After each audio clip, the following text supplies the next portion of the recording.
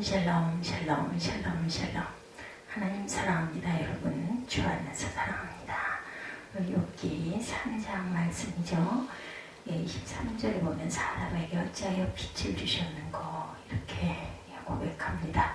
욥이 너무 괴롭고 아프니까 왜 내가 태어났느냐 이런 그 원망을 하나님께 하는 구절이죠. 2장에서 보니 새 친구가 찾아왔어요. 그렇죠? 그래서 2장 12절에 보니 너를 들어보매 그가 욥인 줄 알기 어렵게 되었으므로 그들이 일제히 소리질러 부르며 각각 자기의 겉옷을 찢고 하늘을 향하여 티끌을 내려 자기 머리에 뿌리고 밤낮 7일 동안 그와 함께 땅에 앉았으나 욥의 고통이 심함을 보므로 그에게 한마디도 말하지 아니하였더라.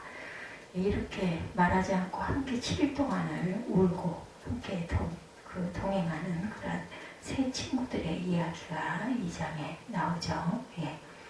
그러고 났는데 이제 그 친구들이 옆에 앉아 있으니 입술로 한탄을 합니다. 1장에 그 후에 욥이 일러 자기 생일을 제조하니라. 욥이 입을 열어 이르되 내가 낳은 날이 멸망하였다라면 사내 아이를 배웠다 하던 그날 밤에 그러하였더라. 태어나지 않았더라면 얼마나 좋았을 것인가.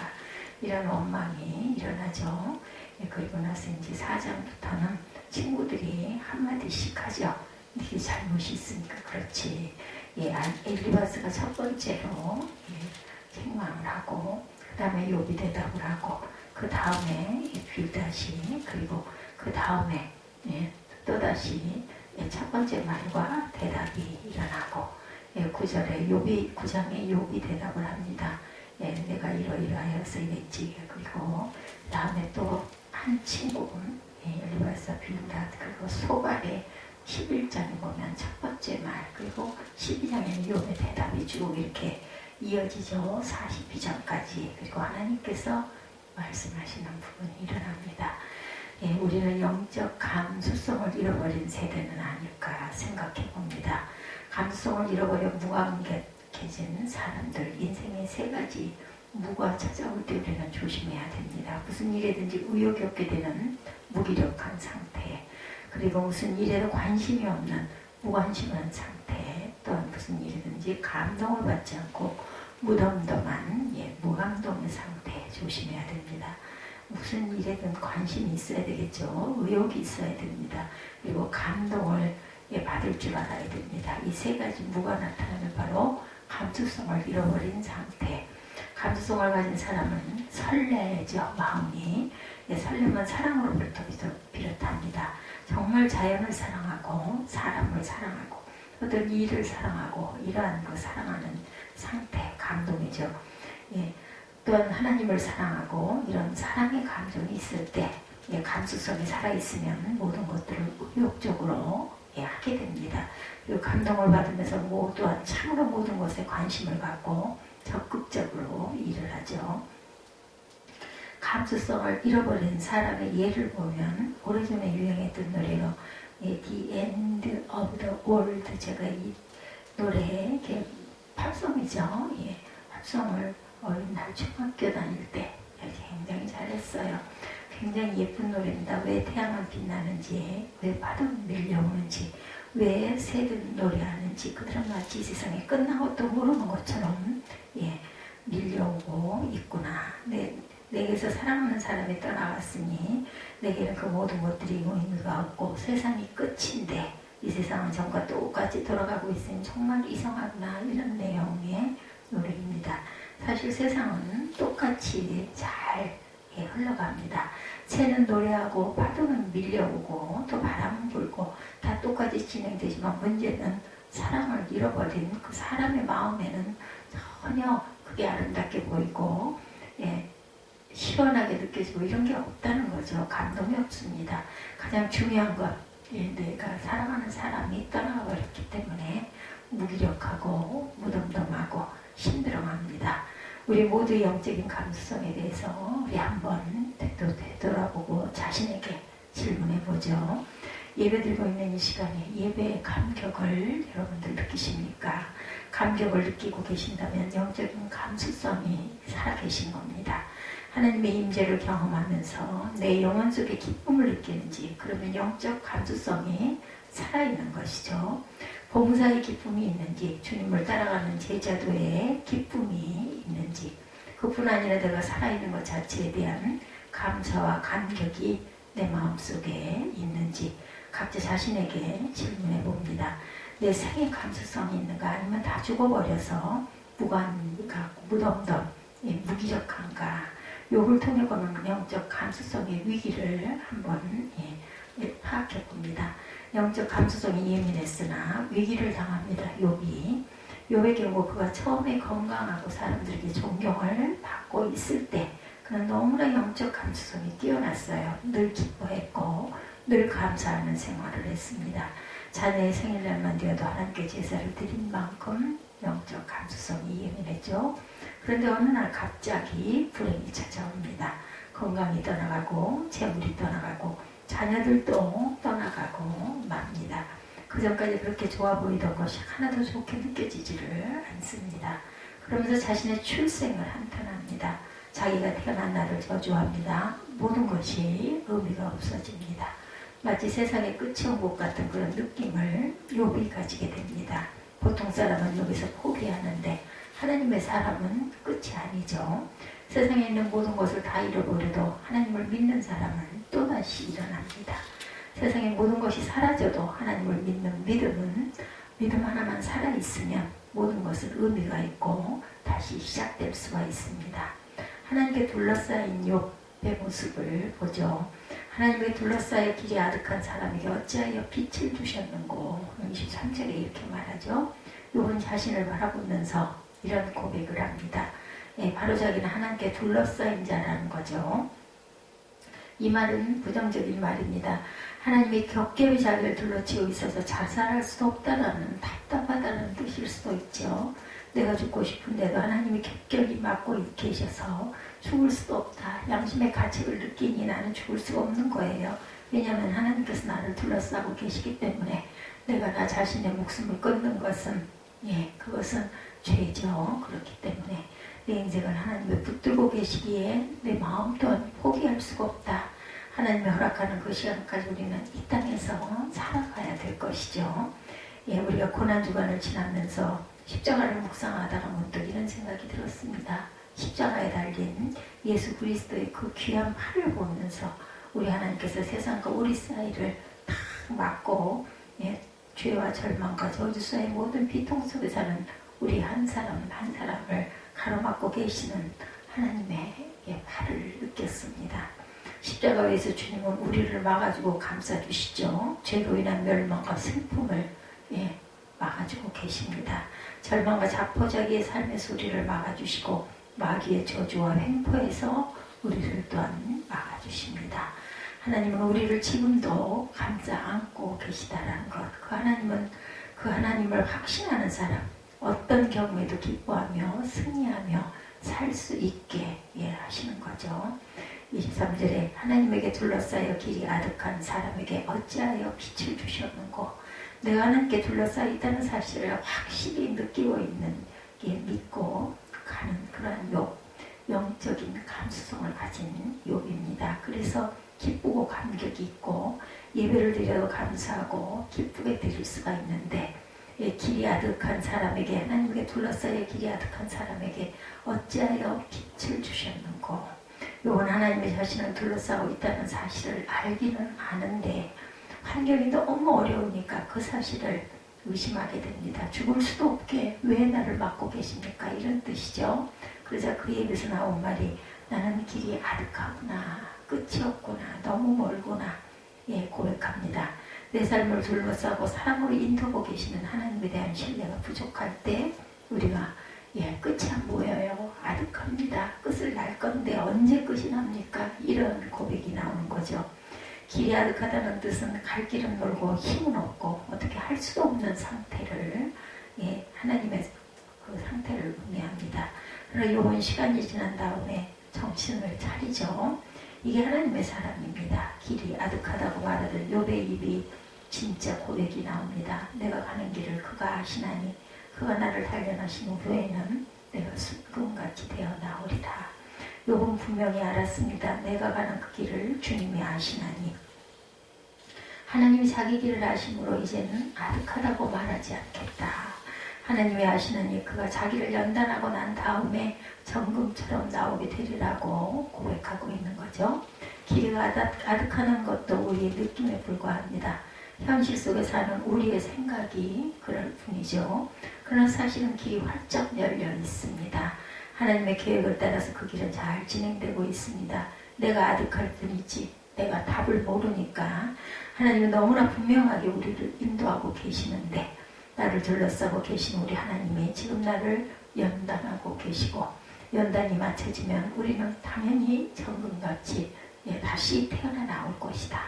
삶의 의미가 있어야 살림을 얻습니다. 유명한 정신과 의사이자 심리학자인 빅터 프랭클린이 1942년 악명 높은 나치 포로 수용소 아우슈비츠에 수용되었었죠. 거기서 3년 동안 생활했는데 그런 한 가지 결심을 했다고 합니다. 아무것도 할 수 없고 모든 것이 없는 상태지만 한 가지가 있다는 것을 깨달았어요. 그것은 자기의 선택의 자유였죠. 절망 중이라 생각하지 않고 희망이 있다고 선택할 수가 있었고, 포기하지 않고 끝까지 살아남아야 되겠다는 그런 의지를 선택했다는 겁니다. 그리고 우리는 객관적으로 그 모든 수용소에 있는 사람들을 관찰하기 시작합니다. 가만히 보니 누가 끝까지 살아남는가, 이것을 관찰합니다. 의미를 발견한 사람, 내가 풀려난 다음에 무엇을 하리라 소망을 가지고 있는 사람은 끝까지 살아남습니다. 크리스마스가 되면 우리는 풀려난다는 유언비어가 떠돌고 있을 때 분명히 살아갈 이유가 있는 사람은 끝까지 살아남더라는 거죠. 크리스마스가 되면 우리는 풀려난다. 사람들은 죽지 않았다고 한다. 왜냐하면 희망이 있었기 때문이죠. 그날을 기다리는 사람. 그런데 그것이 거짓으로 밝혀진 다음에는 사람들이 급격하게 죽어나가는 것을 목격합니다. 예수 믿으면 당신은 성공할 거야. 똑같은 거짓 희망, 이런 거짓 희망을 가지다가는 사라지는 날 크게 실망하죠. 그러나 우리는 성공해서 행복한 것이 아니라 예수님과 함께 동행하는 자체로 지금 행복한 것이죠. 빅터 프랭클린은 아우슈비츠의 삶을 전부 기록했어요. 그 어려운 상황에 조그만 종이만 생겨도 거기다 다 기록해서 그 종이를 모읍니다. 가스실로 하는 사람이 자기가 가진 빵을 웃으면서 옆에 있는 사람에게 넘겨주고, 이걸 먹고 꼭 끝까지 살기를 바란다고 말하고 가는 그들의 얼굴을 바라보면서 그들이 마지막으로 선택하는 모습이 아름답다고 하는 것도 기록합니다. 기어이 그는 살아남죠. 그리고 풀려난 다음에 그는 자기 기록을 바탕으로 책을 씁니다. 죽음의 포로 수용소에서. 그는 그곳에 있는 동안 심리학의 한 부분을 정립합니다. 이른바 그 로고 테라피, 번역하면 의미요법이었죠. 사람은 의미로 산다, 목적으로 산다는 것입니다. 예수와 의미요법이라는 책들을 그가 기록했고 많은 사람들에게 도움을 지금까지 주고 있습니다. 어떤 상황에도 우리는 선택을 할 수가 있습니다. 길이 막혀있고 아득하다고 하는 말 대신에 하나님이 내 길을 인도하신다는 귀한 생각을 선택할 수가 있습니다. 내 인생에는 목적이 있다는 사실을 선택해야 합니다. 하나님의 길은 분명하며 지금도 나는 그 길로 가고 있다는 사실을 선택하고 믿음으로 선포해야 합니다. 어찌하여 빛을 주셨는고. 계속되는 고통 속에 있던 욥은 죽기를 원합니다. 차라리 죽었으면 좋겠다는 생각을 하죠. 그런데 죽을 수가 없어요. 왜냐하면 하나님 때문입니다. 자기 삶을 둘러싸고 계시는 하나님을 보니 죽을 수가 없습니다. 그러나 그는 밤에 잠을 자면서 그런 생각을 합니다. 이대로 그냥 영원히 눈을 감았으면 잠을 잘 수는 있었겠습니까? 그 괴로움과 고통 때문에. 그리고 다음날 아침에 눈을 뜹니다. 창틈으로 햇살이 비춰듭니다. 영원히 잠들고 싶었는데 아침이 되고 눈이 떠지죠. 그 입에서 나온 말이 바로 이 말이었을 겁니다. 하나님의 것 둘러싸여 길이 아득한 사람에게 어찌하여 빛을 주셨는고. 그는 답답했겠죠. 죽을 것만 같이 괴로운데 숨을 쉬는 것이 너무 신기했을 것입니다. 그런데 내가 숨을 쉬고 있다는 자체 하나만으로도 우리는 놀라운 감사를 드릴 수가 있습니다. 오늘도 해가 떠올라 빛이 내게 비치고 있는 것은 하나님의 은혜이고, 내가 숨을 쉬고 있고 생명의 빛이 내게 비치고 있다는 사실은 아직도 하나님의 뜻이 있고 나를 향한 하나님의 계획이 있고 하나님의 역사가 나에게 진행되고 있다는 증거죠. 비록 고난의 형태이기는 하지만 내게 생명이 있음은 하나님의 은혜다. 숨을 쉬는 것도 하나님의 은혜고 오늘 아침에 빛을 보게 되는 것도 하나님의 은혜입니다. 이 은혜를 깨닫는 사람은 매일매일 사망 권세를 이기고 살아갑니다. 절망의 권세를 이깁니다. 슬픔의 권세를 이기고 믿음으로 살아가는 사람들입니다. 욥 같은 시련을 극복하고 영적 감수성을 되찾는 사람들, 젊은 나이에 일찍 주님의 부름을 받은 그 고 김창석 집사님, 이런 분 마지막 모습이 생각납니다. 루게릭병에 걸려 점차적으로 몸이 굵어지는 그런 병에 걸렸었죠. 급기야 마지막에는 눈동자만 남고 마비가 됩니다. 하나도 움직일 수가 없어요. 마지막으로 할 수 있는 것은 눈동자로 말할 수 있는 것이었다 그러죠. 네, 이 눈동자로 말하는 이 모습, 컴퓨터인데 아주 신기한 것이 눈으로 깜빡거리는 신호를 컴퓨터가 인식해서 그것으로 의사소통을 가능했다고 합니다. 마치 모스부호를 치는 것처럼 눈을 깜빡거리며 신호를 보내면 컴퓨터가 그것을 인식해서 문장을 만들고 그 문장을 컴퓨터 기계음이 읽어준다고 합니다. 목사님이 신방을 갔더니 자제분 결혼식을 축하해요. 제가 그분의 손을 잡아줍니다. 목사님 오셔서 감사해요. 컴퓨터의 기계음이었다고 하죠. 얼마나 그 마지막 말에 가슴을 파고드는지. 그렇죠. 마지막 눈동자 하나만 움직일 수 있어도 우리는 남을 축복할 수도 있고 그리고 감사할 수도 있습니다. 만나는 사람을 축복해 줄 수 있고 기도해 줄 수가 있습니다. 그러므로 어찌하여 오늘도 다시 눈을 뜬 나는 자리에서 얼른 빠져나와야 되겠죠?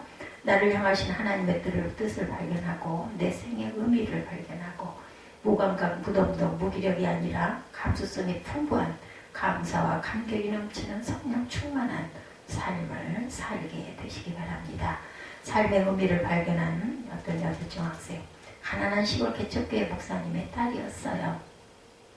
동생이 둘이고 모두 식구가 5명인데 단칸방에서 아주 어렵게 고생하면서 삽니다. 어느 날 목포에 있는 외할머니 댁으로 차를 타고 가다가 그만 교통사고가 납니다.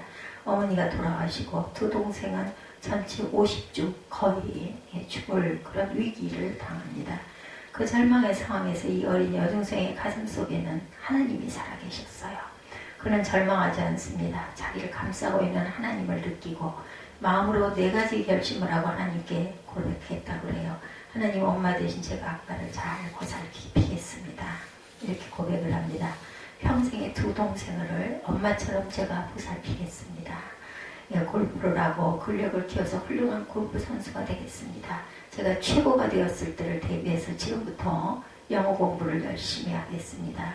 그로부터 5년 뒤 2008년 여름에 세계 최고 번위의 브리티시 오픈 골프 대회에서 그는 최연소 우승을 거두게 됩니다.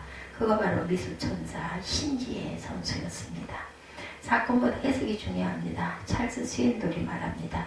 인생에서 내게 벌어진 일이 10%라고 한다면 내가 하는 반응은 90%를 차지한다. 사건보다 해석이 훨씬 더 중요하다는 말입니다. 내게 생긴 일보다 그 일을 대하는 내 반응이 훨씬 더 큰 역할을 합니다. 어떤 상황 속에서도 하나님이 내게 비치는 빛을 바라보시기 바랍니다.